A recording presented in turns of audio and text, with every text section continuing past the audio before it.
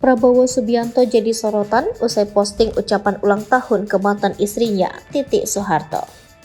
Akun Instagram Prabowo Subianto jadi sorotan usai memposting sebuah foto bersama mantan istrinya Siti Hediati Haryadi atau Titi Soeharto. Di postingan tersebut, Prabowo mengucapkan selamat ulang tahun.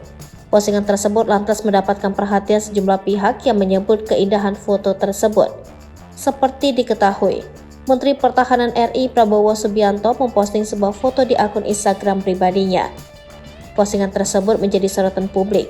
Pasalnya tak hanya sekedar foto biasa yang diunggahnya, melainkan makna dari foto dan sebuah caption yang sangat bermakna. Prabowo memposting sebuah foto estetik berlatar hitam putih bersama mantan istrinya, Siti Hediati Haryadi atau Titi Soeharto, dan anak sematawayangnya Ragowo Hedi Prasetyo atau kerap disapa Mas Didin. Diketahui Titi Soeharto merupakan putri kandung dari Presiden RI kedua Soeharto, berulang tahun pada 14 April 2023 yang memasuki usia ke-64 tahun. Postingan foto yang diunggah Prabowo pun dibanjiri oleh ribuan komentar warganet yang turut mengucapkan selamat ulang tahun kepada Titi, serta ada pula yang takjub akan hasil foto estetik yang diunggah Prabowo.